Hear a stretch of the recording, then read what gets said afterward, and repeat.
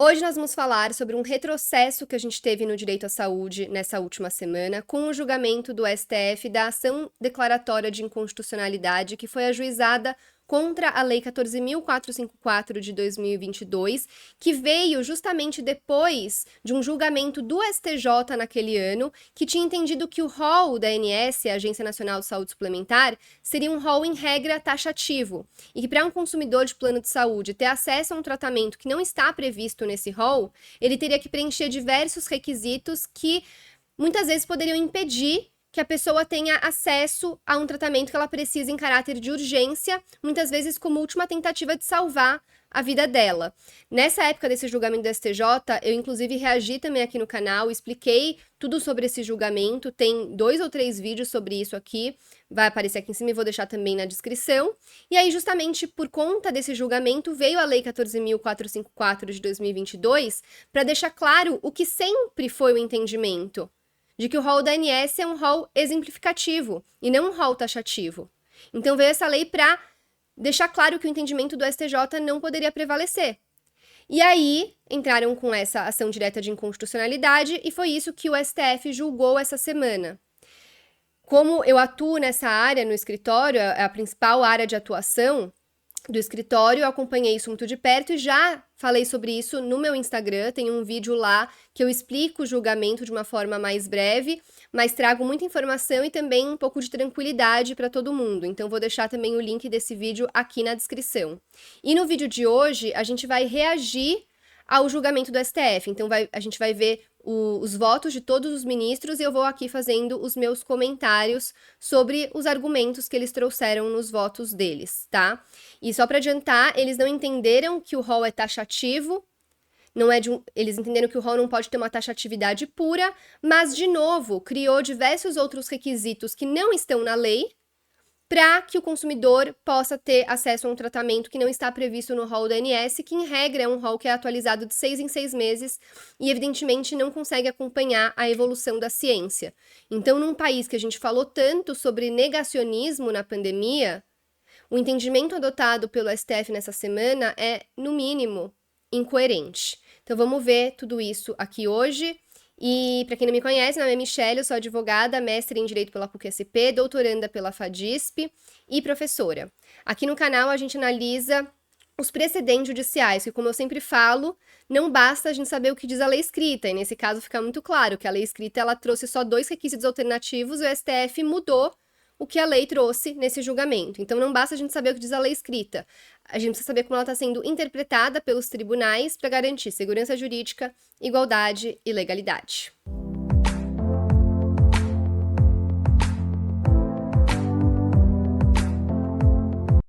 Então, como eu falei, hoje a gente vai reagir aos votos dos ministros, que foram divididos em 2 sessões, a do dia 17 de setembro e a do dia 18 de setembro de 2025. E eu vou colocar o vídeo acelerado em 1.75, para o vídeo não ficar muito longo, e a princípio a gente vai ver todo o julgamento, todos os votos, mas se ficar repetitivo eu vou cortar umas partes, tá bom? Então, vamos lá. De inconstitucionalidade 7/265, procedente do Distrito Federal, da minha relatoria, requerente à União Nacional das Instituições de Autogestão em Saúde. Unidas. Já foi lido o relatório e já foram realizadas as sustentações orais, de modo que nesta sessão eu irei simplesmente ler um... Inclusive, já tem também vídeo aqui no canal de eu reagindo a essas sustentações orais, porque esse caso teve início lá em abril desse ano e começou com uma sessão de julgamento na qual foram ouvidas todas as sustentações orais dos advogados defendendo os planos de saúde, defendendo os consumidores de plano de saúde. Então, eu já reagi, já trouxe muitos argumentos contrários ao entendimento de um rol taxativo nesse vídeo que eu vou deixar também aqui na descrição e tá aparecendo aqui em cima. Um resumo do meu voto, que já foi igualmente distribuído a todos os colegas. Eu considero, prezados colegas, que essas questões associadas à saúde pública e à saúde privada são as questões mais difíceis e complexas com que hoje se defronta o tribunal, tanto no que diz respeito à saúde pública quanto à saúde privada. Porque não existe solução juridicamente simples nem moralmente barata. Aqui são feitas escolhas. E escolhas dramáticas, porque muitas vezes são as escolhas sobre quem vai viver e quem vai morrer. Procuramos, na maior extensão possível, acolher a todos, preservando a integridade do sistema. E, portanto, essas foram as diretrizes que nortearam o meu voto, como já haviam norteado a nossa posição nas repercussões gerais anteriores. o máximo atendimento possível a quem precisa, com a preservação do equilíbrio e da sustentabilidade do sistema. Como se sabe, aqui se trata de uma ação direta contra os parágrafos 12 e 13 do artigo 10 da Lei 9656 de 98, que foram incluídos pela Lei 14.454 de 2022. Esses dispositivos aqui questionados, eles fazem duas coisas. A primeira, estabelece o rol de procedimentos e eventos da Agência Nacional de Saúde Suplementar como referência básica de cobertura para os contratos de plano de saúde firmados a partir de 1º de janeiro de 99 e para os contratos adaptados à lei. E 2, impõe às operadoras de planos a obrigação de cobrir tratamentos ou procedimentos fora do rol, desde que preenchidos determinados requisitos. Portanto, é a discussão recorrente ao longo dos últimos tempos sobre o rol da ANS. Essa lei, como eu adiantei, ela trouxe só 2 requisitos alternativos. Ou você comprovava eficácia à luz da ciência para você ter direito a um tratamento não previsto no rol, ou você demonstrava que existem estudos e recomendações de órgãos nacionais ou internacionais de renome para você ter direito a esse tratamento.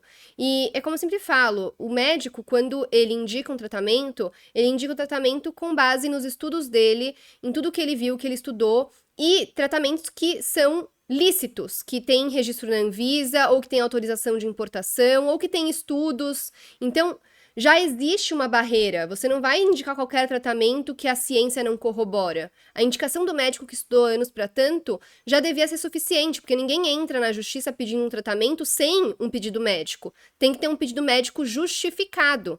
E a própria lei 9.656 de 98, que é a lei dos planos de saúde, ela já traz tratamentos que o plano não é obrigado a cobrir. Então, não é obrigado a cobrir tratamento estético, não é obrigado a cobrir tratamento ilícito. Então, acaba sendo algo que questiona a ética do médico que estudou tantos anos. Então, para que ter médico? Né? Para que ter diploma? A gente está questionando as faculdades de medicina do país, então quem formou médico não formou direito, o médico não vai saber o que indicar para o paciente. Então, esses requisitos que a Lei 14.454 de 2022 trouxe, requisitos alternativos, já impede que sejam oferecidos, indicados tratamentos e que o plano tenha que dar cobertura a um tratamento que não é um tratamento lícito, que coloca em risco a vida do paciente. Muitas vezes são tratamentos que ser que na bula daquele medicamento não tenha indicação para aquele tipo de doença, mas que, às vezes, é também uma tentativa de salvar a vida da pessoa, que já se tentou de tudo e precisa tentar ainda ver se alguma coisa consegue solucionar, principalmente em casos de tratamento de câncer, por exemplo. Então, enfim, eu vou tentar não comentar toda hora, porque senão vai ficar muito longo, mas eu sempre tenho coisa a falar sobre isso, porque é o que eu faço diariamente. INS deve ser considerado um rol taxativo para tratamentos e eventos, ou um rol apenas exemplificativo. Essa é a discussão que tem permeado as disputas nessa matéria. Digo eu, então, no item 2 do meu voto. A questão em discussão consiste em saber se a previsão legal de cobertura obrigatória de procedimentos não incluídos no rol da ANS, como faz o parágrafo 3º do artigo 10, se viola o caráter complementar dos planos de saúde previsto no artigo 199, parágrafo 1º da Constituição, além de violar também o papel regulador da Agência Nacional de Saúde, da ANS, bem como direitos dos usuários, livre iniciativa, isonomia e segurança jurídica. Todas essas foram as questões constitucionais colocadas pelas partes nesse processo. Começo a expor as minhas razões de decidir. Pelo primeiro tópico, a controvérsia jurídica acerca da natureza do rol. A controvérsia jurídica relacionada ao objeto da ação diz respeito à natureza do rol de procedimentos e eventos em saúde suplementar, que é a que é prestada pelos planos de saúde, que são entidades privadas, cuja competência em contraponto à saúde pública que é prestada pelo Sistema Único de Saúde. Procedimentos e eventos em saúde suplementar, cuja competência de elaboração do rol é da ANS. O ponto central consiste em saber se o rol deve ser interpretado como taxativo, restringindo a cobertura contratual às tecnologias expressamente listadas, ou se deve ser considerado como exemplificativo, admitindo a possibilidade de tratamentos não incluídos, desde que preenchidos certos requisitos técnicos e clínicos. Antes de 2021, não havia definição normativa expressa sobre a natureza jurídica do rol da ANS, o que gerou uma série de interpretações divergentes do Judiciário, inclusive no Superior Tribunal de Justiça. Isso também é importante, porque antes de 2021, na verdade, o entendimento sempre foi de que o rol é exemplificativo. Então, a alegação dos planos de que obrigá-los a cobrir tratamentos que não estão no rol poderia colocar em xeque o lucro e faria com que os planos fossem à falência, não se sustenta, porque sempre foi o entendimento de que o rol é exemplificativo e os planos sempre lucraram muito bem e obrigado. Então, não é que antes de 2021 não tinha uma definição. A lei, ela sempre falou que o rol era uma referência. E o judiciário sempre interpretou como um rol exemplificativo. Então, na verdade, até 2021, o rol era exemplificativo. Sempre foi, nesse sentido, o entendimento legal. A controvérsia se intensificou com a edição da Resolução Normativa ANS 465 de 2021, que passou a qualificar o rol como taxativo para fins de cobertura obrigatória. Em razão do impasse jurisprudencial, a matéria foi submetida à segunda sessão do STJ, que, no julgamento respectivo da relatoria do ministro Luiz Felipe Salomão, julgada em 8 de junho de 2022, concluiu por maioria que o rol da ANS é, em regra, taxativo, admitindo exceções em hipóteses específicas. O acordo estabeleceu critérios para a cobertura de tratamentos não previstos, como a existência de alternativa terapêutica no rol, comprovação científica da eficácia e recomendação favorável de órgãos técnicos nacionais ou internacionais. Após o julgamento do STJ, portanto, que considerou que o rol era taxativo, salvo exceções, o Poder Legislativo, Congresso Nacional, editou a Lei 14.454 de 2022 e alterou a Lei 9656 para impor a cobertura de tratamentos fora do rol, observados determinados critérios. O parágrafo 13 do artigo 10 prevê expressamente que a operadora deverá autorizar o tratamento não listado no rol, desde que prescrito por médico ou odontólogo assistente, quando 1. Houver comprovação de eficácia científica do tratamento, ou 2. Existir recomendação favorável da Comissão Nacional de Incorporação de Tecnologias no Sistema Único de Saúde, o CONITEC, ou de órgão internacional de avaliação de tecnologias em saúde. Essa foi a previsão legal. Previsão de tratamentos fora do rol, desde que preenchidos um ou outro desses dois requisitos, comprovação da eficácia ou recomendação favorável do CONITEC ou de algum órgão internacional. Inclusive, essa opção legislativa, ela veio também em resposta à insatisfação da sociedade com relação ao julgamento do STJ lá em 2022. As pessoas fizeram muito barulho nas redes sociais, inclusive artistas como Marcos Mion. E dessa vez foi muito pouco noticiado esse julgamento do STF. E eu não vi ninguém falando nada a respeito. Eu tentei fazer o máximo de barulho possível nas redes sociais, mas eu não vi isso ganhando força. Talvez se tivesse tido uma movimentação maior, não sei se o STF teria se sentido mais pressionado a analisar no sentido de que o rol, de que essa lei, ela é constitucional, a Lei 14.454 de 2022. Então, algo que eu coloquei também lá no Instagram, quando eu estava reagindo por lá a esse julgamento, é que quando você entra com uma ação direta de inconstitucionalidade, o que tem que ser analisado é, existe inconstitucionalidade na lei como ela está? Qual é a inconstitucionalidade da lei como ela está? Não existe. E se existe alguma obscuridade na lei que permite várias interpretações, e alguma delas pode ser inconstitucional, o que o STF faz em ação direta de inconstitucionalidade é falar qual que é a interpretação conforme a Constituição, sem alterar o texto da lei. E como a gente vai ver nesse julgamento, o que eles fazem é acrescentar requisitos que a lei não previu. E aí vem aquela crítica que eu coloco muito aqui da forma mais respeitosa sempre, com todo respeito ao STF, mas que em muitos casos, a partir das teses que estão sendo formadas nesses julgamentos, estão sendo criadas regras gerais e abstratas, que é um papel que cabe ao legislativo. Então, o STF não está interpretando a lei numa ação direta de inconstitucionalidade para ver se ela é inconstitucional ou não, ou se ela tem que ser uma interpretação conforme a Constituição sem alteração do texto. Ele está criando novas regras, praticamente alterando o texto da lei. E em casos que chegam lá, casos concretos, que aí sim eles julgam um caso concreto, ou seja, interpretam a lei à luz de fatos, eles também extrapolam os fatos daquele caso concreto que chegou para julgamento por meio de um recurso extraordinário, para criar uma tese que engloba muito mais do que aquilo que de fato está sendo julgado. Também extrapolando, a meu ver, os limites da formação dos precedentes judiciais, que foi minha dissertação de mestrado, foi sobre isso, e é o que eu continuo estudando no meu doutorado. Então, esse é um grande problema. E agora não importa, né, se é ação direta de inconstitucionalidade, se é recurso extraordinário, sempre são formadas essas teses, como se só ter chegado um caso lá que trata sobre plano de saúde, então vamos pegar e agora criar todo o regramento sobre a cobertura de plano de saúde e não só verificar se a letra da lei contém alguma inconstitucionalidade, mantendo a opção legislativa. Discute-se, portanto, se esse dispositivo viola ou não o caráter complementar dos planos de saúde e a autonomia técnica da ANS, e se compromete o equilíbrio econômico da saúde suplementar. A análise exige visão integrada do modelo regulatório vigente e da lógica contratual que sustenta a saúde suplementar. Competência da ANS e o procedimento de atualização do rol. A ANS foi criada pela Lei 9961 de 2000 com o propósito de regular, controlar, normatizar e fiscalizar o setor de assistência suplementar à saúde. Trata-se de agência reguladora federal, regida pela Lei das Agências Reguladoras Federais e submetida a um regime especial. O artigo 4º dessa lei, da Lei das Agências, da Lei da ANS, dispõe sobre as competências específicas da agência, com destaque para o inciso 3, que define a sua atribuição de, aspas, elaborar o rol de procedimentos e eventos em saúde que constituirão referência básica para os fins do disposto na Lei 9656 e suas excepcionalidades. O rol compõe o chamado Plano Referência, que define a cobertura mínima obrigatória, regulamentado atualmente pela Resolução Normativa 465 de 2001 da ANS. A atuação da ANS, portanto, na elaboração desse rol é uma atuação de natureza técnica. Trata-se de atribuição legal que exige a consideração de múltiplos fatores clínicos, assistenciais, operacionais e econômicos. A delimitação do rol nesse sentido pressupõe um juízo técnico regulatório sobre a compatibilidade entre a oferta de serviços e os recursos disponíveis, de forma a preservar a funcionalidade e o equilíbrio do sistema de saúde suplementar. O rol, por sua vez, é atualizado por meio de um procedimento específico de submissão contínua, também regulamentado por resolução da ANS. E vale destacar que o parágrafo 10 da Lei 9656, incluído pela Lei 14.307, prevê que as tecnologias incorporadas ao Sistema Único de Saúde pela Conitec serão incorporadas no rol da ANS no prazo de até 60 dias da publicação da decisão de incorporação. Assim, existem mecanismos de incorporação ao rol taxativo mais atualizável. Assim, a ANS adota um duplo critério de incorporação.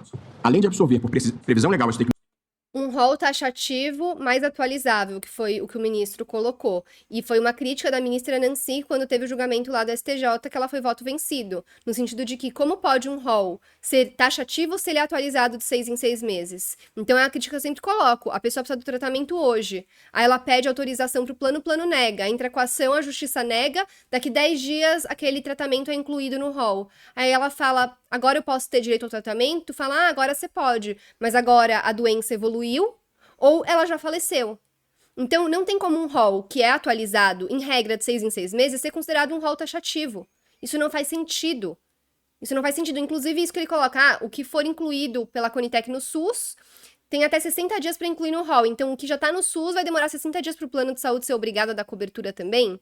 Então, assim, enfim, eu vou tentar me controlar aqui. Tecnologias já incluídas no SUS pela Conitec mantém procedimento próprio que permite a inclusão de outras tecnologias no rol.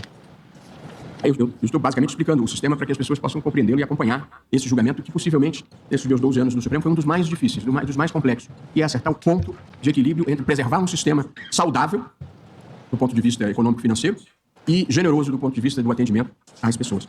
Porque nessa matéria, na minha experiência de vida, mesmo como advogado, errar a medida em favor de um lado ou de outro desprotege e pode desproteger gravemente o próprio usuário do sistema.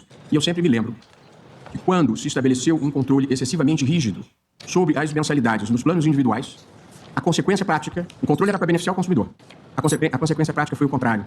As grandes empresas saíram do mercado de planos individuais e os consumidores ficaram prejudicados. Portanto, é preciso acertar a sintonia fina da proteção, porque a partir de um certo ponto a gente desprotege em vez de proteger. A medicina, baseada em evidências e a avaliação de tecnologias em saúde, ATS, eu vou usar essa sigla mais adiante, avaliação de tecnologias em saúde. Portanto, a medicina baseada em evidências e a avaliação de tecnologias constituem os pilares técnicos que orientam a atuação da ANS na definição do rol de procedimentos, conforme previsto no artigo 3º, incisos 4 e 5 da resolução da própria ANS. A medicina baseada em evidências classifica os estudos segundo sua qualidade científica, priorizando aqueles de maior rigor metodológico para que diagnósticos e terapias se apoiem em critérios de eficácia, segurança e efetividade.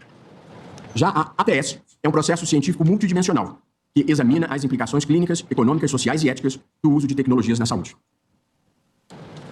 Seu principal objetivo é subsidiar decisões sobre incorporação e difusão de tecnologias, promovendo o uso racional e sustentável dos recursos disponíveis. Essa metodologia técnico-científica orienta, de forma concreta, o processo de atualização do rol conduzido pela ANS, que se desenvolve em etapas sucessivas de análise e deliberação. Portanto, o primeiro pilar e que merece destaque é o da medicina baseada em evidências. Ademais, qualquer interessado pode submeter proposta de atualização do rol da ANS. Chama-se PAR, proposta de atualização do rol.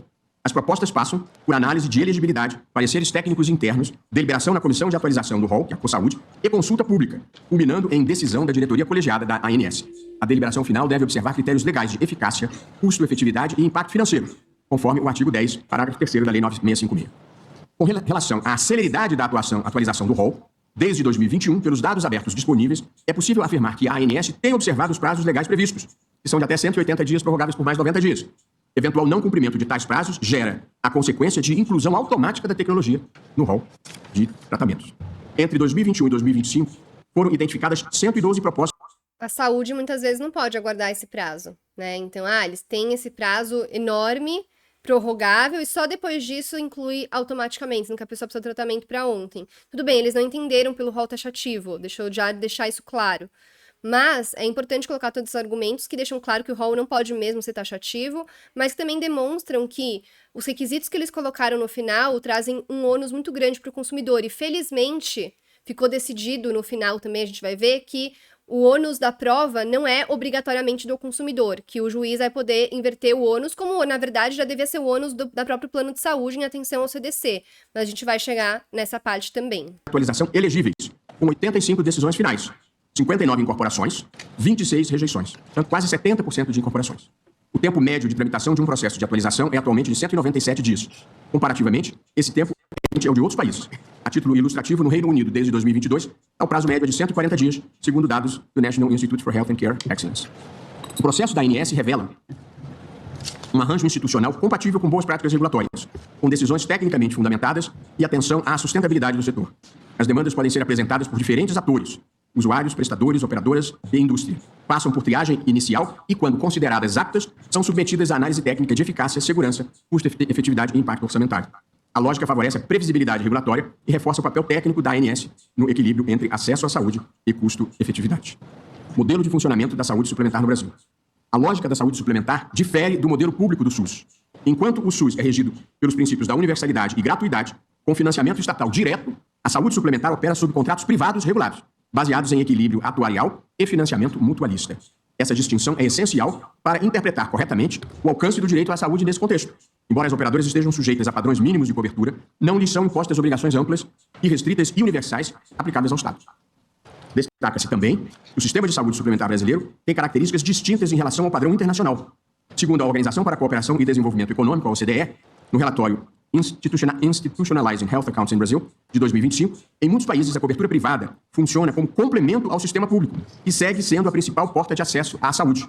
No Brasil, ao contrário, os beneficiários de planos tendem a substituir quase totalmente o SUS, recorrendo majoritariamente à rede privada. Essa dinâmica resulta em um gasto per capita mais elevado entre os usuários de planos. Nesse arranjo, cabe à ANS equilibrar o acesso a tratamentos eficazes com a sustentabilidade do sistema, por meio de um rol regulado e tecnicamente fundamentado. Esse equilíbrio é tensionado por fatores como a evolução tecnológica, demandas judiciais e interesses diversos, muitas vezes legítimos, que pressionam pela ampliação de coberturas. Muitas vezes, decisões judiciais determinam a cobertura de tratamentos fora do rol, desconsiderando critérios técnicos, o que afeta a lógica da precificação dos contratos e compromete a previsibilidade do setor. A atuação regulatória baseada em evidências, com regras claras e estáveis, torna-se assim indispensável para garantir tanto a proteção dos beneficiários quanto a viabilidade econômica das operadoras. Reconhecer a especificidade da saúde suplementar é condição para preservar um modelo justo, sustentável e tecnicamente qualificado para todos os usuários.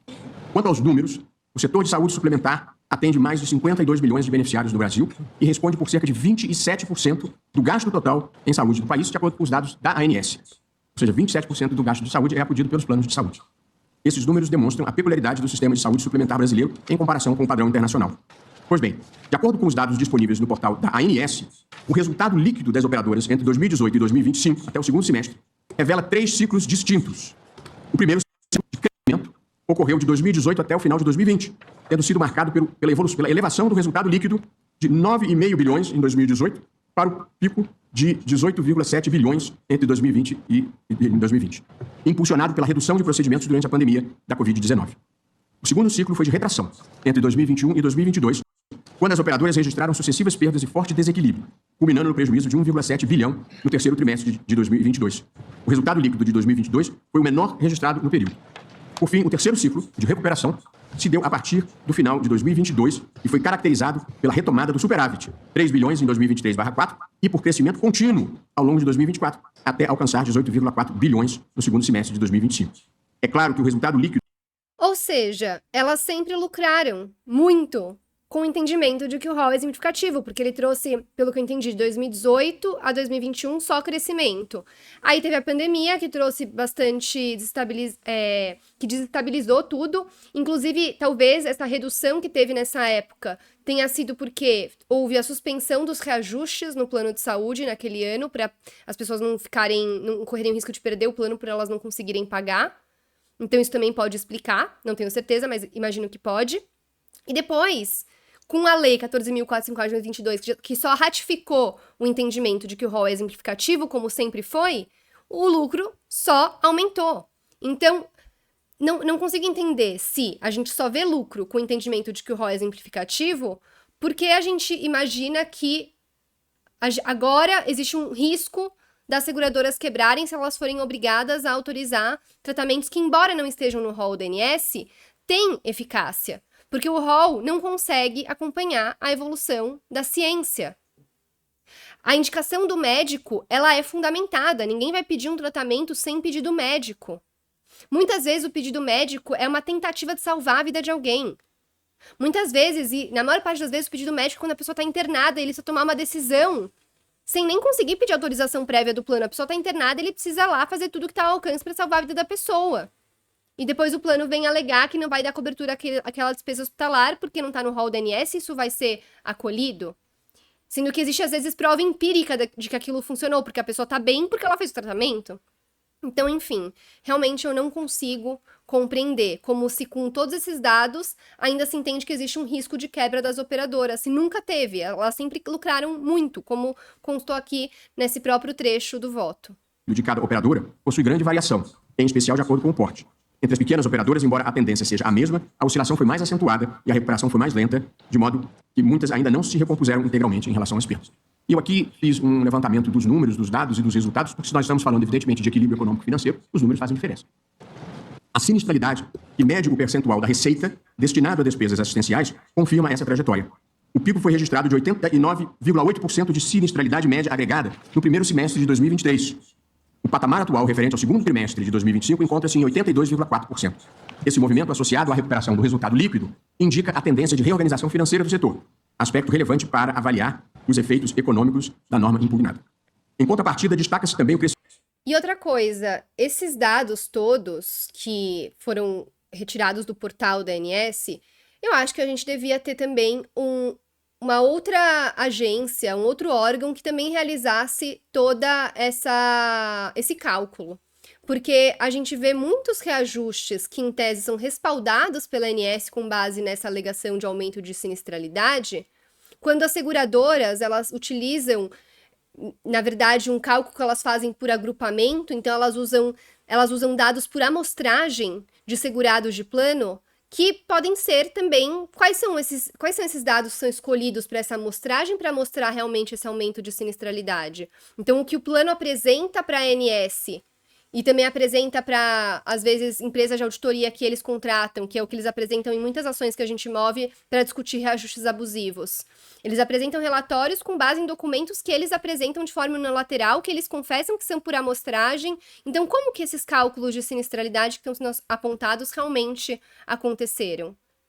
Então, são vários fatores que, não sei se no processo houve, né? Deveria haver, num caso assim, uma prova pericial bastante robusta para entender que a lei precisa ser alterada, quando, como visto, mesmo com dificuldades e às vezes com um ano que não teve um lucro tão grande, na verdade sempre teve lucro. Então tem que ter realmente. Eu entendo que para mudar tudo isso tinha que ter uma investigação muito mais robusta e não partir dessas informações unilaterais para mudar a opção legislativa dessa maneira. Porque senão, e com todo respeito, parece que fica bastante superficial. Enfim, vamos continuar. Das despesas com demandas judiciais, a chamada judicialização da saúde suplementar. Entre 2019 e 2025, elas quadruplicaram, passando de cerca de 1 bilhão em 2020/1 para 4 bilhões no segundo semestre de 2025. Essa questão da judicialização é outro ponto importante, porque parece, pelo voto dá a entender, pelo que eu vi também, que essa judicialização da saúde, ou seja, ter muita demanda contra plano de saúde, seria a culpa dos consumidores que estão buscando receber tratamentos que não estão no rol do INSS.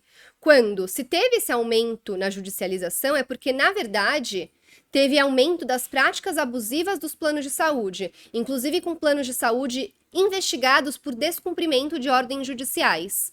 Então, o plano de saúde, ele não tem dinheiro para pagar um tratamento, mas ele tem dinheiro para pagar dano moral, que é condenado a pagar em casos por atos ilícitos, para pagar multas combinatórias que atingem valores elevados justamente pelo descumprimento injustificado de ordens judiciais.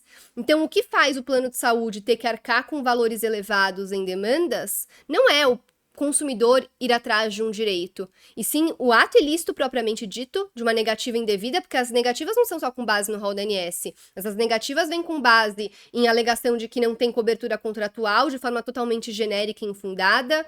Vem, às vezes, sobre o argumento de que o medicamento que está no rol e tem registro na Anvisa não consta na bula do medicamento, sendo que o entendimento é no sentido de que a bula, evidentemente, não tem como prever todas as doenças, e isso traz exemplos das doenças para as quais aquele medicamento é possível. Então, além disso, também, a gente tem várias ações que não são para discutir tratamento, mas sim reajustes também abusivos, que não são fiscalizados devidamente, a meu ver, e com todo respeito. Então, a judicialização aumentou por quê? Qual foi o motivo? E os gastos dos planos de saúde com essas demandas ocorrem por quê? Porque se eles assumissem o erro e já falassem, vamos dar cobertura e encerrassem o processo, ok, mas não, o plano de saúde, ele pede em primeira instância, tem como regra sempre entrar com recurso, aí só de custa de apelação é 4% sobre o valor da causa, pelo menos em São Paulo. Aí eles descumprem ordem judicial, a multa chega num valor elevado, são condenados a pagar dano moral, porque tem que ter, inclusive, para reprimir a continuação de condutas como essa. Então, se os planos fossem punidos desde o início em valores de dano moral mais elevados, talvez eles deixassem de praticar tantos atos ilícitos e diminuísse o número de processos. Então, assim, parece que a judicialização é só problema do fato do rol ser exemplificativo. E não é. Eu, como advogada dessa área, vejo que teve um aumento das condutas abusivas dos planos de saúde. Aproximadamente 1,5% de todos os eventos indenizáveis pagos pelo setor correspondem a despesas judiciais. Embora proporcionalmente reduzida, essa fatia representa valores bilionários não previstos no cálculo atuarial dos contratos e devem ser considerados no cenário econômico e financeiro. A judicialização, especialmente em casos envolvendo procedimentos fora do contrato ou do rol da ANS, gera obrigações inesperadas que comprometem a previsibilidade econômica e afetam o desempenho das operadoras. Esse tipo de litígio se intensificou entre 2021 e 2022, coincidindo com a fase de maior desequilíbrio financeiro e se mantém elevado. Diante desse quadro, a ANS e o Conselho Nacional de Justiça firmaram em novembro de 2024 um importante acordo de cooperação técnica voltado à prevenção da judicialização no setor, e aqui registro a presença da conselheira Daiane Nogueira de Lira, do Conselho Nacional de Justiça, que coordena a área de saúde e tem feito um primoroso trabalho, inclusive na celebração desse acordo de cooperação técnica. Outro elemento relevante são as fraudes. Eu vejo os advogados, eu já estive desse lado da tribuna, a impaciência que a gente fica quando o voto é longo e a gente não sabe ainda onde vai chegar. Porém, esse é um trajeto que me pareceu próprio percorrer para os colegas e para a grande quantidade de interessados, tanto dos usuários quanto das empresas, no resultado desse julgamento, e fazendo questão de demonstrar o itinerário da minha construção de voto, que as pessoas podem concordar menos ou podem concordar mais, mas estou demonstrando a racionalidade do trajeto que eu percorri. Outro elemento relevante são as fraudes. Estudo do Instituto de Estudos da Saúde Suplementar, IESS, em parceria com a Ernst & Young, estima que em 2022, práticas fraudulentas tenham causado prejuízos entre 30 bilhões e 34 bilhões de reais, equivalentes a 12,7% das receitas do setor. Entre os beneficiários, são frequentes condutas como empréstimo de carteirinha, reembolso duplicado e uso indevido da rede. Entre os prestadores, destacam-se atendimentos inexistentes, internações desnecessárias e adulteração de procedimentos para cobranças indevidas. A análise dos dados evidencia que esses indicadores sofrem flutuações significativas ao longo do tempo e entre os diversos segmentos do mercado. Aliás, também existe um grau de judicialização das recusas indevidas de cobertura. Mais do que observar ciclos de lucro ou prejuízo, o desafio central está em estruturar um modelo sustentável e equilibrado que assegure condições de solvência e continuidade para as operadoras de diferentes perfis e, sobretudo, garanta a aplicação consistente de critérios técnicos nas decisões regulatórias. Nesse contexto, a segurança jurídica assume papel central, sendo a principal lente de análise dos dispositivos questionados. O mutualismo, princípio que rege os planos de saúde, demanda previsibilidade e critérios objetivos para evitar desequilíbrios que prejudiquem toda a coletividade. A imposição de coberturas fora do rol, sem filtros técnicos claros, redistribui custos de forma arbitrária e pode inviabilizar o acesso para os próprios beneficiários, gerando outros fatores de pressão no sistema. Portanto, os planos de saúde são, na verdade, uma parceria de um financiamento coletivo e, portanto, a oneração arbitrária sobrecarrega os participantes do plano. Um paralelo útil pode ser traçado entre 3 situações. A presente ADI, que discute a natureza jurídica do rol da ANS. 2. O julgamento do tema 500 da repercussão geral, no qual o Supremo assentou que não cabe impor ao Estado o fornecimento de medicamentos experimentais ou sem registro na Anvisa, ressalvadas hipóteses excepcionais, e ainda fixou critérios objetivos para essa atuação judicial. E 3. O julgamento dos temas 6 e 1, 2, 3, 4 da repercussão geral, relativos ao fornecimento judicial de medicamentos não incorporados às listas do SUS, em que igualmente se estabeleceu a exigência da observância de parâmetros técnicos definidos. Em todas essas hipóteses, o que se busca é conciliar o direito à saúde com os limites técnico-normativos traçados por políticas públicas estruturadas. Essa mesma lógica pode ser transposta com as devidas adaptações para o setor suplementar, em que o rol da ANS desempenha função equivalente como parâmetro técnico-normativo para a cobertura assistencial. Tanto na solução que eu estou construindo, e já estou em 2/3 do meu voto, eu estou procurando seguir a mesma lógica e os mesmos parâmetros que nós adotamos quando solucionamos a questão da saúde relativamente ao Sistema Único de Saúde, com as adaptações adequadas. Pois não, ministra Carla? O tema 6. Tema 6 e 1, 2, 3, 4. Passo agora ao exame da constitucionalidade dos dispositivos questionados. Passando à análise dos dispositivos, eu digo, quanto ao parágrafo 12 do artigo 10 da Lei 9656 de 98, entendo, em sentido diverso do alegado pelo requerente, que o dispositivo traduz uma opção legislativa legítima e constitucionalmente adequada quanto ao recorte de incidência do rol. Ao determinar que o rol constitui referência básica para os planos contratados a partir de 1º de janeiro de 99, ou adaptados à lei, o legislador fixou um marco regulatório claro, coerente com a própria evolução normativa do setor e com a lógica contratual da saúde complementar. Portanto, estou julgando improcedente o pedido relativamente ao parágrafo 12. O mesmo não ocorre com relação ao parágrafo 13 do artigo 10. Ou seja, planos de saúde anteriores à lei e não adaptados não estariam sujeitos ao rol da ANS. É o que eu entendo até o momento, né? E então, assim, às vezes nem compensa você adaptar o seu plano para uma lei que seria para proteger o consumidor, porque os planos antigos você analisa conforme o que tem nas cláusulas contratuais, que também são muitas abusivas à luz do CDC, genéricas, e que demandam uma interpretação que seja favorável ao consumidor. Então, enfim, às vezes não vale a pena mesmo você adaptar o seu plano para a lei dos planos de saúde, que veio para proteger o consumidor, e aí com algumas interpretações às vezes acaba não protegendo tanto assim. Eu estou julgando constitucional esse dispositivo. O mesmo não ocorre com relação ao parágrafo 13 do artigo 10. Enquanto o parágrafo 12 delimita de forma objetiva o alcance do rol a partir de um marco regulatório definido, o parágrafo 13 prevê uma cláusula de abertura que gera incerteza regulatória e compromete a previsibilidade dos contratos. A redação atual transfere ao intérprete uma margem ampla de definição, afastando-se da metodologia estruturada de ATS e de medicina baseada em evidências que deve orientar a atuação da ANS. Lembrando que a ATS é a avaliação de tecnologias em saúde. Dessa forma, reconheço que o parágrafo 13 configura um mecanismo excessivamente aberto de flexibilização do rol por 3 razões. Primeiro, a redação não apresenta critérios técnicos objetivos e verificáveis. O dispositivo adota expressões vagas, como, aspas, comprovação da eficácia à luz das ciências da saúde, fecho aspas, e, abro aspas, órgãos de avaliação de tecnologias em saúde com renome internacional, fecho aspas.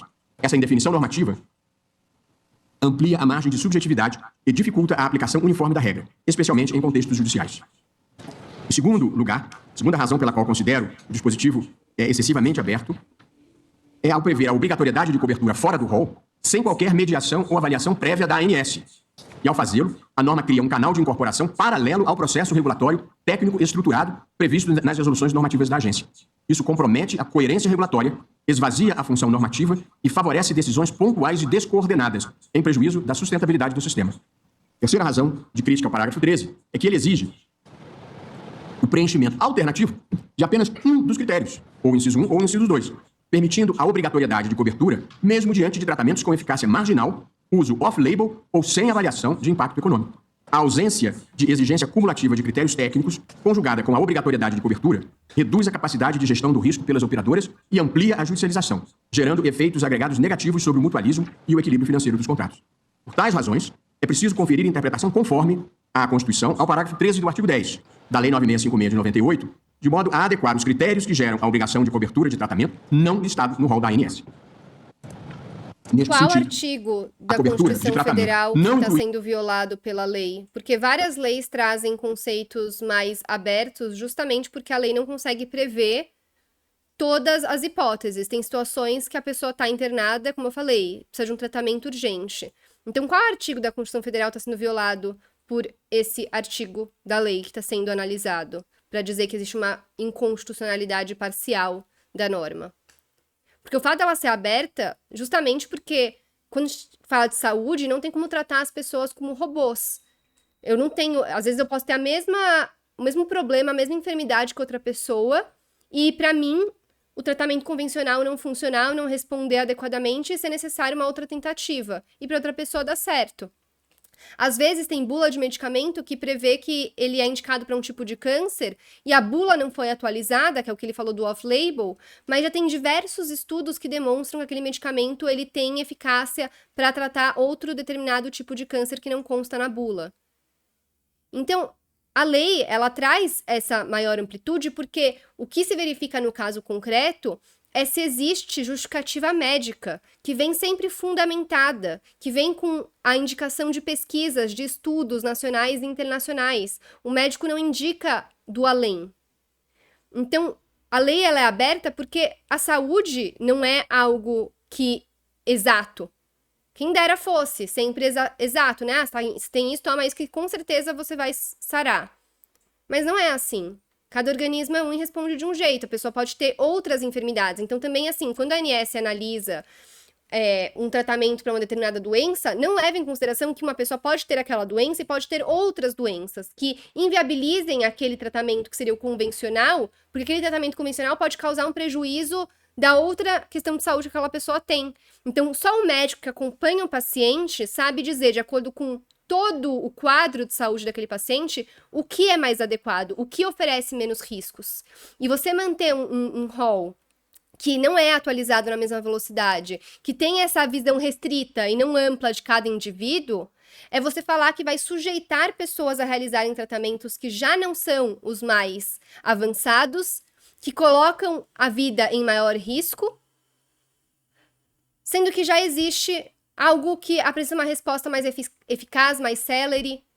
Enfim, no rol da ANS Vou deve tentar me ser segurar. condicionada ao preenchimento cumulativo de 5 requisitos objetivos. Agora vai começar Primeiro, a falar os requisitos que eles criaram. prescrição por médico ou odontólogo assistente habilitado. Já está. 2. Ou seja, ele trouxe um requisito que a lei já coloca. Sempre foi assim. Como eu falei, você não pode entrar com uma ação pedindo um tratamento que você não tem um respaldo de um médico que o médico pediu. Não tem como. E muitas vezes a pessoa está internada. E para ela ter um tratamento ela ter a indicação de tratamento, é só por médico, porque ela está lá internada. Não tem como ela ter uma indicação de alguém que não seja médico. Então ela vai ter sempre essa indicação. Esse é um requisito que já está na lei e que mesmo que não tivesse, seria uma evidência. A pessoa não pode, ela decidir o que ela quer usar de tratamento. Ela tem que ter um pedido médico justificado. Existência de negativa expressa ou pendência de avaliação da ANS sobre a realização do rol. 3. Esse segundo requisito foi inexistência de negativa da ANS. Então, se já existir uma negativa de incorporação de um medicamento no rol por parte da ANS, a pessoa não vai poder ter direito ao tratamento. Acontece que a gente tem que ver, para dar essa negativa, a ANS, ela trouxe uma fundamentação? Qual foi a fundamentação para negar a incorporação de um tratamento lá no rol?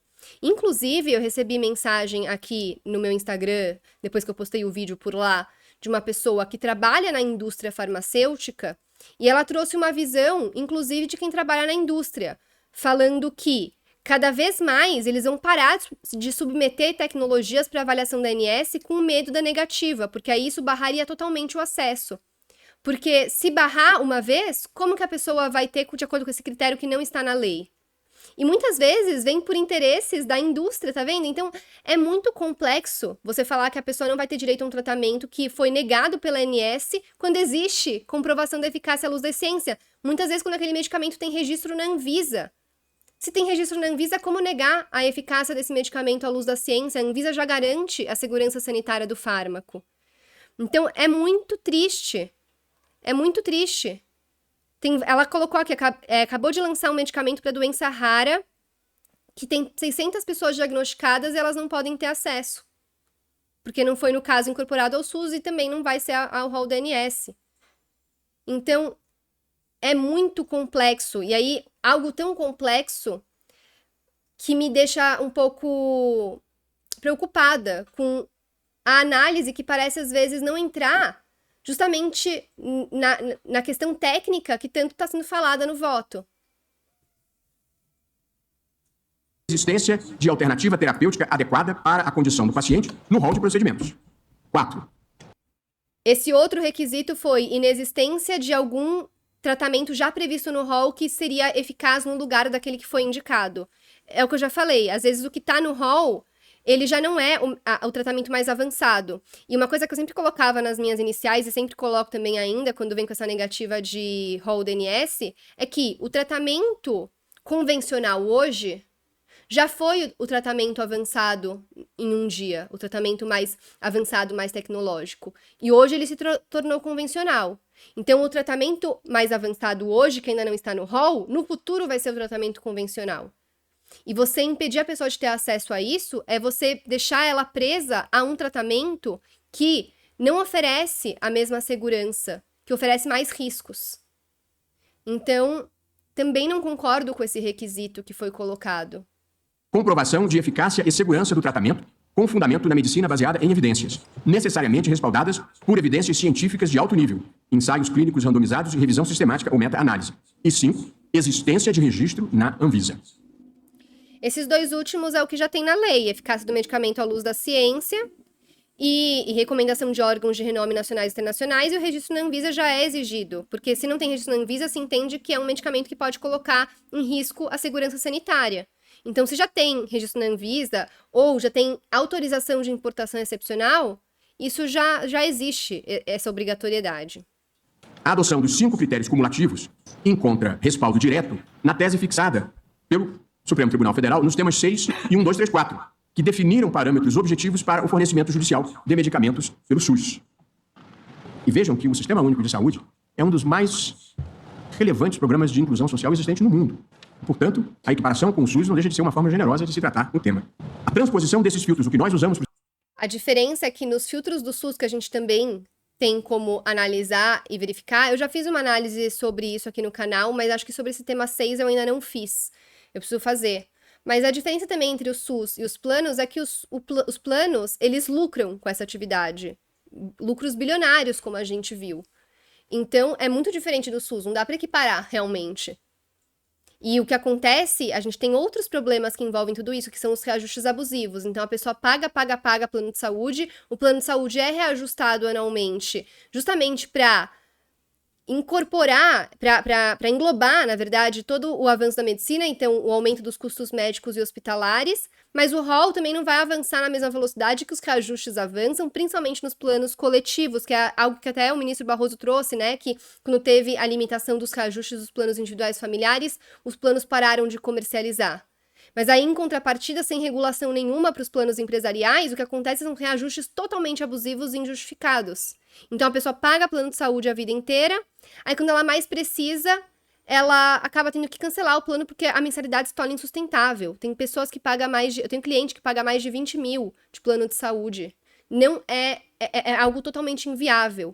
Então, essa questão, você paga plano de saúde, contribui com o plano de saúde para ter uma contraprestação lá na frente, o que acontece na prática muitas vezes é que a pessoa paga, só gera lucro para o plano de saúde e não recebe nada de volta. Então, talvez a gente devesse repensar todo o sistema e não fazer análises que vão restringir ainda mais o direito do consumidor.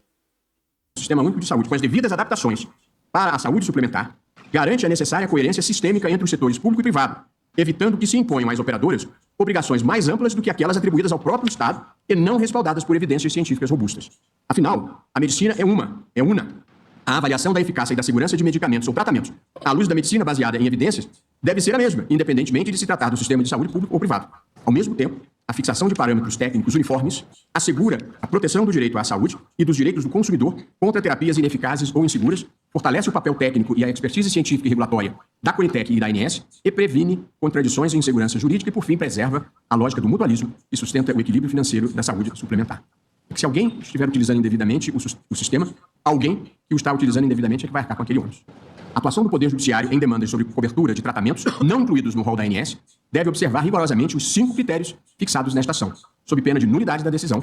Artigo 489, parágrafo 1º, incisos 5 e 6, combinados com o artigo 927, inciso 3, parágrafo 1º do Código Fux. Ao examinar negativa de cobertura de tratamento fora do rol, o Judiciário deve se limitar a verificar a regularidade do procedimento e a legalidade do ato administrativo da ANS, com consulta ao NATJUS, que é o sistema de apoio técnico concebido pelo Conselho Nacional de Justiça, com muitas parcerias, e demais entes técnicos. Não cabe ao juízo substituir a função regulatória da... Na verdade, então, trouxe mais um requisito ainda, que é ter um parecer do NATJUS, que é um outro órgão que também não analisa a pessoa, só analisa algo de forma muito distante. Não faz uma consulta com a pessoa, não é aquele médico que a pessoa confia e que conhece todo o histórico, todo o quadro de saúde daquele paciente. Então, na verdade, são 6 requisitos, ainda mandar para o NATJUS. ANS, salvo se demonstrada a ausência, falsidade ou inadequação dos fundamentos que embasaram a decisão.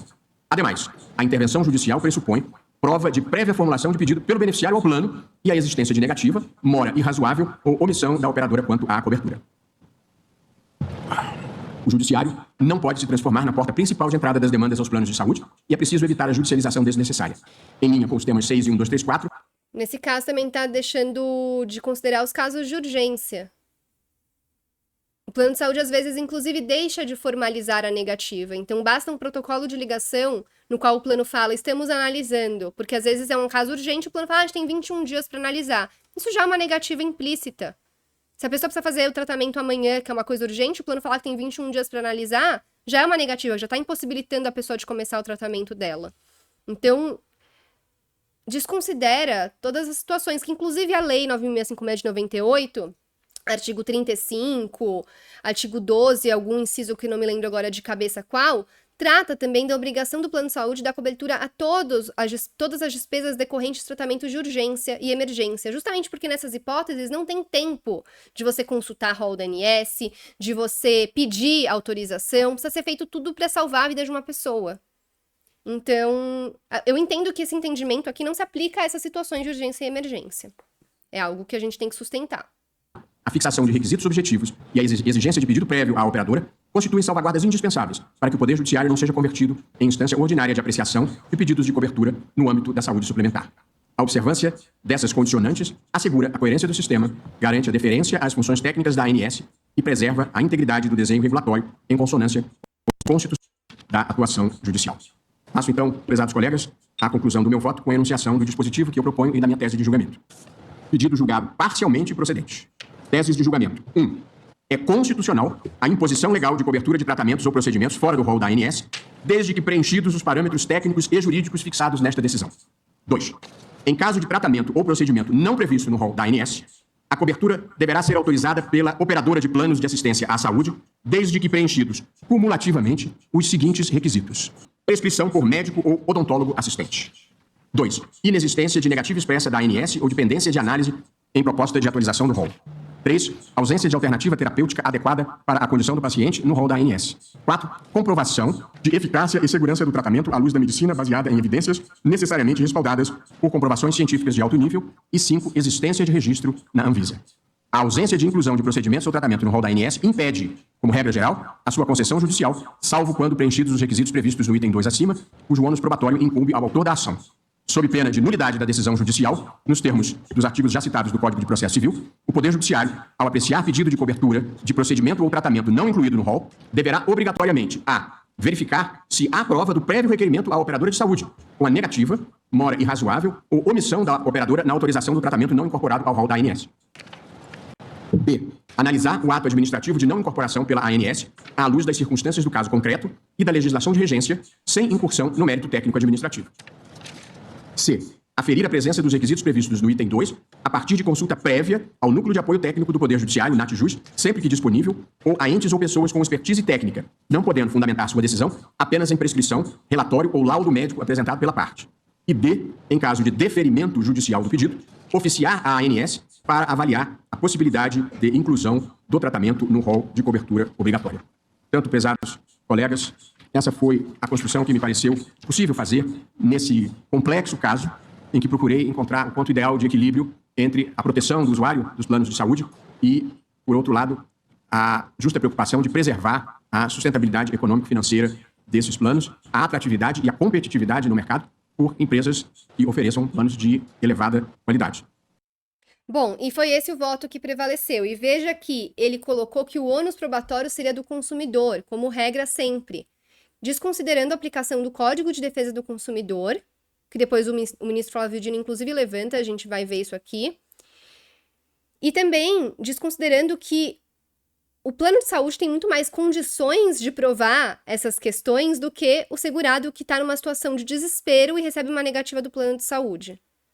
Então, essa parte do voto que trazia o ônus pro consumidor acabou sendo modificada depois de uma observação do ministro Zanin, e ele acolheu no sentido de que o juiz vai ter que verificar no caso concreto de quem vai ser o ônus da prova nos termos do artigo 373 do CPC, deixando de levar em consideração a aplicação do CDC.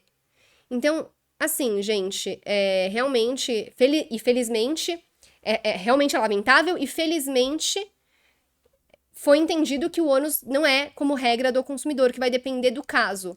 Então, sempre a gente continua pedindo a inversão do ônus da prova à luz do CDC, porque o CDC se aplica às relações de consumo, inclusive a do consumidor com o plano de saúde. Então, se aplica o CDC e se pede a inversão, porque o plano de saúde tem muito mais competência para ele, se ele nega uma cobertura, ele tem que provar que aquilo não está no rol da ANS. Ele tem que provar que existe outro tratamento que seria viável para aquela condição. Ele tem que apresentar argumentos contrários ao relatório médico que justificou a necessidade daquele tratamento, muitas vezes em caráter de urgência ou emergência. Nesse caso, contudo, sabemos bem que há muito dinamismo, inclusive em face das mudanças sociais no nosso país, as mudanças institucionais e, nesse caso em particular, as inovações tecnológicas, que geram um paradoxo. De um lado, elas melhoram a eficiência do sistema, de outro lado, o encarecem, uma vez que, normalmente, esses procedimentos que agregam muita tecnologia têm um custo bastante elevado. Então, é muito difícil haver um arbitramento que, em si, seja aquele que, de modo incontroverso, possa ser aquilatado, sempre haverá uma margem razoável de dúvida, e, por outro lado, não há possibilidade, seria muita pretensão, de estabelecer um paradigma imutável. Muito provavelmente, em face exatamente do caráter dinâmico do tema, nós vamos ter, como as outras sociedades o fazem, ajustar os marcos regulatórios de acordo com todas essas variáveis hoje incontroláveis. Inteligência artificial, pirâmide etária, longevidade, distribuição de renda, o modo como o SUS funciona e assim sucessivamente. Com essas premissas, assento que, no terreno do direito positivo, nós caminhamos a partir de algumas definições constitucionais muito claras. Claro, é evidente que a saúde privada tem a sua legitimidade específica. Ela não se rege de modo absoluto e total pelos princípios que regem a saúde pública. Porém, tanto sob a ótica do artigo 197 quanto sob a ótica do artigo 170, é falsa a ideia de que qualquer regulação é excessiva ou ilegítima. Pelo contrário, o 197 da Constituição diz que as ações e serviços de saúde são de relevância pública, cabendo ao poder público dispor, nos termos da lei, sobre sua regulamentação, fiscalização e controle, devendo sua execução ser feita diretamente ou através de terceiros e também por pessoa física ou jurídica de direito privado.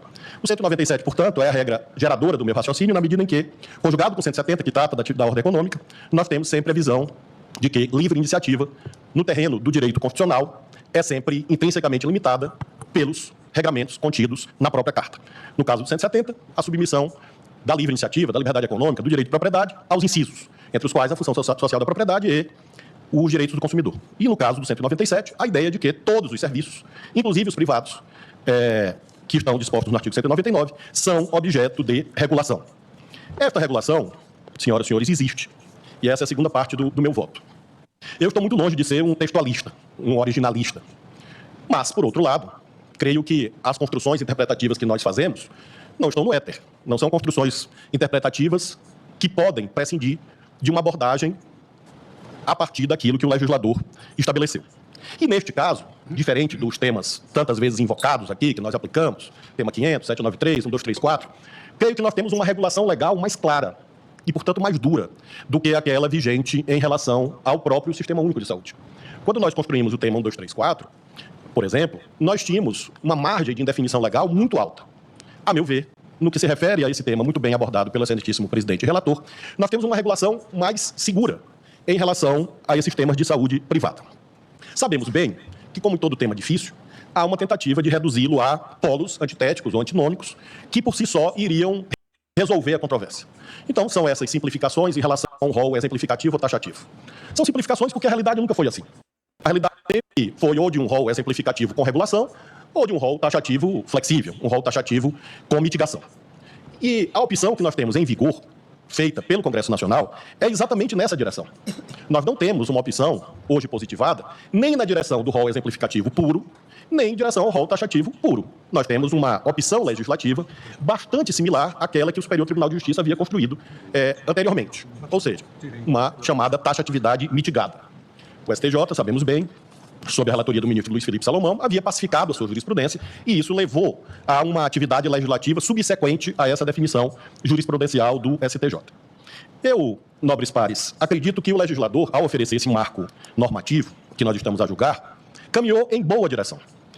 Nós não podemos ignorar isto, essa opção legislativa legítima, presumivelmente constitucional, em nome de abstrações. Abstrações que, a meu ver, não possuem o coeficiente de densidade argumentativa ou de consistência argumentativa capaz de infirmar a lei. Nós não temos espaço de construção de uma ideia de taxatividade pura, nem sob a ótica da imprevisibilidade econômica, nem do suposto desproporcional risco contratual, ou em razão de uma indevida intervenção do domínio contratual. Então eu afasto a ideia de taxatividade pura, que poderia emergir dessas leituras interpretativas acerca da legislação que nós estamos aqui a interpretar. O eminente presidente e relator propôs um caminho que converge em relação ao que eu estou aqui a dizer. Ele buscou um caminho de preservação da taxatividade mitigada. A reflexão que faço, de modo distinto a do eminente relator, e por isso dele respeitosamente divirjo, é porque considero que os passos que Sua Excelência estabeleceu vão mais na direção de uma taxatividade pura do que do propósito legislativo da taxatividade mitigada. E digo por quê. São passos em demasia. Esses passos em demasia que vão até o estabelecimento do ônus probatório por parte do cliente, consumidor, usuário, farão com que este itinerário se transforme numa via crucis quase intransponível. E, faticamente, portanto, nós temos corretamente a busca de preservação da opção legislativa, mas divirjo em relação ao desdobramento que foi feito em relação aos passos que levarão. Você vê que, nesse caso, o voto do ministro Flávio Dino foi bem mais ponderado. Quer dizer, olha, se um monte de requisito e ainda colocar o ônus da prova no consumidor, é trazer um ônus tão excessivo para o consumidor que vai praticamente impedir de ter o acesso à saúde, contrariando, inclusive, a própria função social da atividade exercida pelos planos de saúde, que só existem porque, infelizmente, a saúde pública não dá conta de atender todo mundo com qualidade e celeridade. E, com isso, lucram bastante, como a gente viu. Então, não dá para fazer com que, como eu falei, a pessoa fique sujeita a um rol. E se a ANS negou a incorporação de um medicamento, qual foi a justificativa? Como que você vai impugnar tudo isso? E a pessoa, a vida dela não espera. Então, até o momento, o voto do ministro Flávio Dino muito mais ponderado, a meu ver, nesse sentido. Iam à excepcionalidade. Os passos, a meu ver, conduzem a um caminho trevoso, um caminho pedregoso e quase intransponível sob a ótica dos consumidores. Em distinção, portanto, e já caminho para a conclusão, venho propor uma saída inspirada exclusivamente no direito positivo. E nada mais. E preservador, a meu ver, de um conceito fundamental que é a regulação técnica, ou, na dicção da nossa jurisprudência, deferência técnica à agência. Se nós acreditamos que o modelo de regulação tem virtudes, como esse Supremo já afirmou em dezenas de oportunidades, se nós temos um marco legal em que o Congresso Nacional enuncia um caminho, sugiro, e essa é a essência do meu voto, uma via que conjugue duas opções. De um lado, a preservação do marco legislativo, posto que uma opção recente, consciente e consistente do Poder Legislativo, e, por outro lado, integre as opções legislativas com a deferência técnica prevista na própria lei. Por isso, senhoras e senhores, o que eu proponho? Em relação ao artigo 10, parágrafo 12, acompanho o eminente relator quanto a este caminho de uma taxatividade. Parágrafo 12, ao aludir à referência básica para os planos privados de saúde, rejeitou a tese do rol exemplificativo puro, porque disse, há uma referência, está no parágrafo 12. Em relação ao parágrafo 13, Sua Excelência, o eminente relator, parte do raciocínio, segundo a qual há uma excessiva abertura, salvo engano foi essa expressão que o excelentíssimo relator usou. E, de fato, há. A questão é como suprir essa excessiva abertura. O ministro Barroso, pessoa pela qual todos sabem nutro grande estima e admiração, propõe que este tribunal faça o fechamento das mitigações feitas no parágrafo 13 à taxatividade instituída pelo parágrafo 12. O caminho que eu proponho, a meu ver, protege melhor o tribunal E, ao mesmo tempo, protege a esfera da regulação técnica e reconhece o caráter dinâmico da problemática que nós estamos aqui tratando. E esse caráter dinâmico é o que explica a existência da agência reguladora. Porque, se assim não fosse, bastaria que houvesse a atividade do legislador ordinário. Nós temos o artigo 10, parágrafo 12, como disse, a instituir a taxatividade. Nós temos o parágrafo 13, lembremos todos, em relação ao qual o relator propõe que haja uma integração com requisitos para ver o fechamento, porque ele considera, repito, com a minha concordância, de que há uma abertura excessiva nessa mitigação feita pelo parágrafo 13. Lembremos o que lá está posto. Em caso de tratamento ou procedimento prescrito por médico ou odontólogo assistente, que não estejam previstos no rol referido no parágrafo 12, aí a abertura ou a mitigação da taxatividade, a cobertura deverá ser autorizada pela operadora de plano de assistência à saúde, desde que, inciso 1º, exista comprovação da eficácia à luz das ciências da saúde, baseadas em evidências científicas e plano terapêutico, ou existam recomendações pela Comissão Nacional de Incorporação de Tecnologia do Sistema de Saúde, a CONITEC, ou exista recomendação de, no mínimo, um órgão de avaliação de tecnologias em saúde que tenha renome internacional, desde que sejam aprovados também para os seus nacionais. E lembro que este preceito, à semelhança de outros tantos de direito sanitário, alude à possibilidade de regulações de agências estrangeiras. Mas, no caso da legislação sanitária vigente ao tempo da pandemia, havia já o apontamento de quais as agências reguladoras que seriam parâmetros para a atividade nacional. Lembro bem, FDA, a agência europeia, a agência chinesa e mais uma ou outra. Neste caso, até pelo fato de haver uma técnica legislativa diferente desta que estou aludida à pandemia, no momento em que se fala de órgão de avaliação de renome internacional, isso pode significar quase tudo. E por isso mesmo, não fosse todos os motivos que já elenquei, isto aqui já seria suficiente a demonstrar a necessidade de suprimento desse nível de abertura que o legislador estabeleceu. Onde está, portanto, o núcleo da divergência em relação à tese proposta pelo eminente relator? Concordamos que a opção legislativa é pela taxatividade mitigada, concordamos que essa opção legislativa deve ser prestigiada pelo tribunal, concordamos que o parágrafo 12 adequadamente estabelece os parâmetros do rol, concordamos que o parágrafo 13, onde há as cláusulas de abertura, demanda algum tipo de fechamento, somente a distinção é que o voto do relator propõe que isso se dê mediante a aprovação de uma tese por esse tribunal. E eu sugiro que a solução esteja no próprio artigo 10 da lei que nós estamos interpretando. E nada mais, porque o artigo 10 já oferece a saída. E por isso não vejo necessidade de nós avançarmos na esfera de competência da agência reguladora, do legislador e da agência reguladora. E explico. O que diz o artigo 10 da... Então, o que ele está fazendo, o ministro Flávio Dino, é o que eu falei no começo do vídeo, de que numa ação direta de inconstitucionalidade, você não cria uma tese para trazer novas regras para a lei que você está analisando.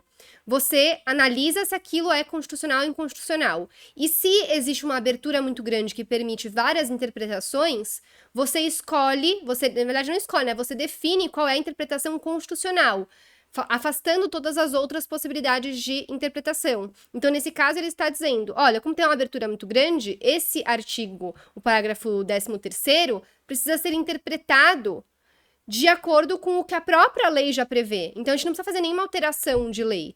A gente precisa ver o que diz esse artigo 10, que já trata daqueles tratamentos que o plano não é obrigado a dar cobertura. Então, a lei já é clara com relação aos tratamentos que o plano não tem que dar cobertura. Ele vai ler agora, vamos ver. Mesma lei que nós estamos aqui interpretando. O caput fala de um plano referência. Mais ou menos essa ideia de que não há exemplificatividade pura. Mas leia os incisos do artigo 10. Inciso 1º. Os incisos são as exceções. São cláusulas de abertura. São exceções ao rol. Cláusulas em que não há obrigatoriedade de oferta do serviço. O que dizem os incisos do artigo 10? Inciso 1º. Tratamento clínico ou cirúrgico experimental. É uma exceção. Inciso 2º, procedimentos clínicos ou cirúrgicos para fins estéticos, bem como órteses e próteses para o mesmo fim. 3º, inseminação artificial. 4º, tratamento de rejuvenescimento ou de emagrecimento com finalidade estética. Discordo totalmente disso, claro. Inciso 5º, fornecimento de medicamentos importados não nacionalizados. Inciso 6º, fornecimento de medicamentos para tratamento domiciliar, etc. 7º, fornecimento de próteses, órteses e seus acessórios não... E aí, inclusive, quando a lei impede o fornecimento de tratamento para uso domiciliar, com exceção de tratamentos oncológicos, também é uma crítica à lei que isso sim devia ser considerado inconstitucional, porque viola o princípio da igualdade. Você permitir que o plano, obrigar o plano, na verdade, a fornecer medicamentos de uso domiciliar que são de tratamento oncológico e falar que o plano não é obrigado a dar cobertura, muitas vezes, a tratamentos de uso domiciliar que buscam tratar doenças tão graves quanto. E que a pessoa depende daquele tratamento que tem custo elevado e que ela poderia utilizar num hospital, mas ela não pode utilizar dentro de casa, que às vezes é um medicamento via oral, ou que tem que ser aplicado, mas pode ser aplicado dentro de casa, como, por exemplo, doenças autoimunes, como esclerose múltipla. Então, esse artigo, sim, devia ser considerado inconstitucional por violar o princípio da igualdade, porque uma pessoa que tem uma doença grave pode ter direito ao tratamento domiciliar e outra não. Não é você falar que tem que fornecer qualquer medicamento para dor de cabeça e igual os planos falam nas defesas, o plano vai virar uma farmácia. Não é isso. É você fazer um tratamento que poderia ser feito no hospital, mas que para, inclusive, ter menos custos para o próprio plano, pode ser feito em casa, que é para uma doença específica, um tratamento que tem que ser feito para proteger, né, para cuidar da saúde da pessoa, que é justamente a função social do plano de saúde. Ligados ao ato cirúrgico. Nono, tratamentos, e essa, a meu ver, é a cláusula legal mais importante. Tratamentos ilícitos ou antiéticos, assim definidos sob o aspecto médico, ou não reconhecidos pelas autoridades competentes.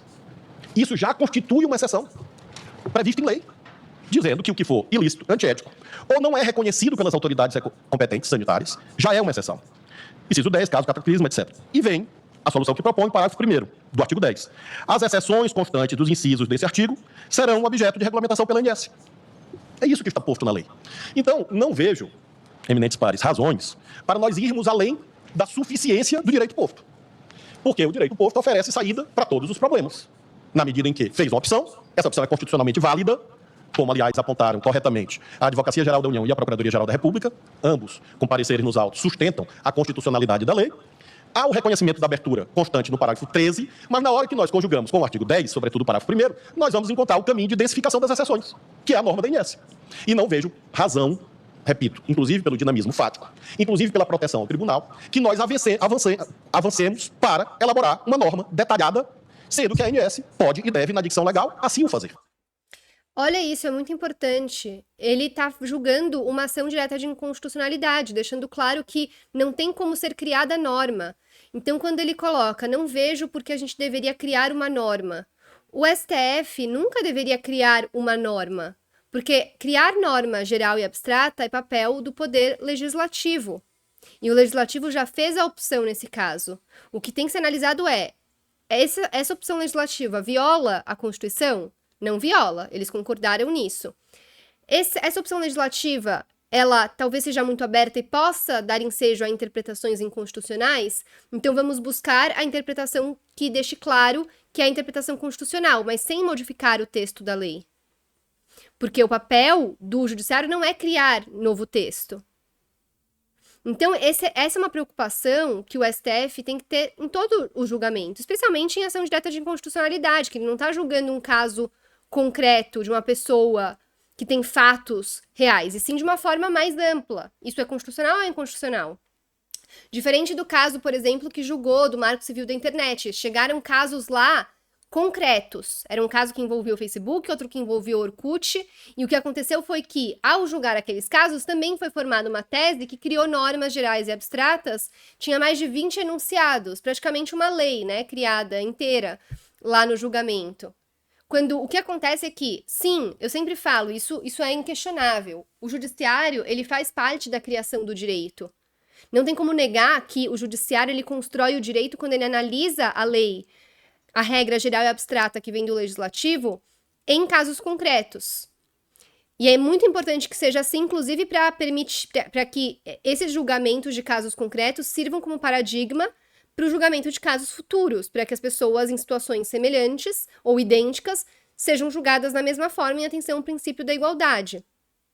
Então, isso é importante, mas ao julgar um caso concreto, o que acontece é que o STF muitas vezes extrapola os limites daqueles fatos do caso concreto.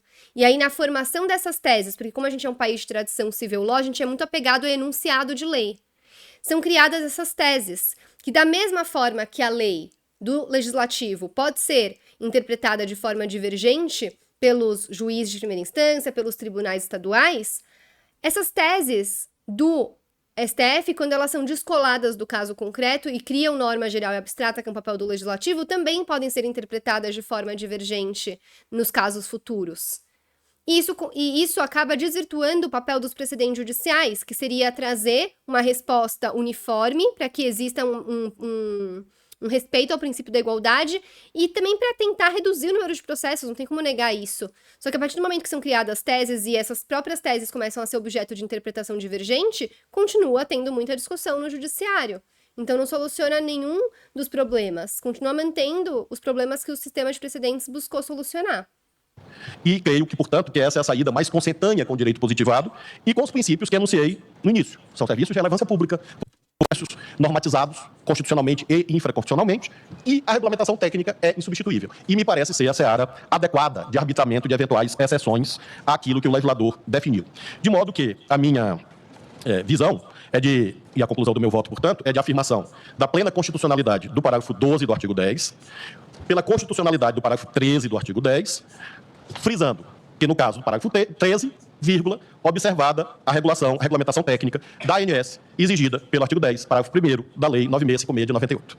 A proposta, portanto, é no sentido de nós dizermos que o que consta do parágrafo 13 deve ser interpretado juntamente com o parágrafo 1º do artigo 10. Ou seja, é como se nós tivéssemos uma cláusula que diz que o que está nos incisos como ou, inciso 1º ou inciso 2º, tem um condicionante externo, que é a interpretação. Que, na verdade, é o que você tem que interpretar. A lei ela não é interpretada de forma isolada, um artigo interpretado de forma isolada, nem uma lei específica é interpretada de forma isolada. A Lei dos Planos de Saúde, 9.656 de 98, ela é interpretada também à luz do Código de Defesa do Consumidor e, obviamente, à luz da Constituição Federal. A gente tem todo um sistema. A gente não tem uma lei, um artigo de lei isolado que vai ser interpretado de forma isolada naquele caso. Justamente o motivo pelo qual eu falei que a própria Lei dos Planos de Saúde também já traz a obrigatoriedade de cobertura de todas as despesas em casos de urgência e emergência. Então, esse entendimento que o STF adotou nesse julgamento não pode ser aplicado para situações de urgência e emergência em que tem que se fazer tudo para salvar a vida de uma pessoa. Justamente porque você não interpreta um artigo ou um julgado de forma isolada. E sim, você entende toda... Tá me fugindo uma palavra que eu queria buscar, mas enfim, mas você entende todo o sistema, como ele funciona. Me fugiu muito a palavra que eu queria usar nesse momento, mas enfim, você vê toda a construção do direito de uma forma íntegra e não isolada. Então, como eu falei, esse caso a gente não pode aplicar para situações de urgência e emergência. Pessoal, eu realmente queria assistir todos os votos, mas vai ficar muito longo o vídeo, cansativo, então não tem porquê. Porque, como eu falei, o voto que prevaleceu foi o do ministro Barroso. O ministro Flávio Dino, ele apresentou essa divergência, que eu entendi muito mais ponderada e correta, e prevaleceu do ministro Barroso com a mudança da questão do ônus da prova, que após uma observação do ministro Zanin, foi determinado que o ônus da prova vai depender do caso concreto. Apesar de que eu entendo que o mais correto seria, como regra, você falar que o ônus da prova é do plano de saúde que nega um tratamento que foi indicado pelo médico de um paciente. Então, uma crítica também contundente a esse entendimento que depende do caso concreto. Deveria ser do plano de saúde, que tem muito mais condições de provar que aquilo não tem eficácia, que aquilo não foi autorizado pela ANS, enfim, todos aqueles requisitos. Fora tudo que eu falei, que eu também entendo que é equivocado você impor todos esses requisitos para que um tratamento que é indicado de forma justificada por um médico que estudou anos para tanto, teriam que ser preenchidos por uma pessoa ter direito ao tratamento que não está no rol da ANS. Minhas críticas, elas prevalecem. Já fiz muito vídeo sobre isso aqui, então assistam esses outros vídeos, assistam o vídeo que eu fiz no Instagram, que tá bem resumido também e explica bastante coisa. E o que eu quero trazer é tranquilidade também. Porque apesar desse julgamento do STF, que eu entendo que foi um retrocesso, a gente ainda tem muitos mecanismos para conseguir a autorização de tratamentos que não estejam no rol da ANS de forma judicial, se o plano de saúde negar cobertura, que é o que eles costumam fazer. A gente só precisa deixar ainda mais evidente, porque para entrar com a ação hoje, você já devia comprovar tudo isso, então o relatório médico já tem que vir com o fundamento, já tem que vir com a citação de pesquisas e estudos nacionais e internacionais, já tem que provar que aquele medicamento tem registro na Anvisa. A gente já faz tudo isso, a gente vai fazer tudo isso de uma forma muito mais contundente para garantir que as pessoas tenham direito aos tratamentos que são a elas indicados pelos médicos que estudaram para isso, nos quais elas confiam, elas têm direito de escolher o médico com quem elas vão se consultar, elas não são obrigadas a aceitar um parecer do Natijus de médicos que vão ter um peso maior na opinião da vida de uma pessoa, sendo que eles nem veem essa pessoa pessoalmente.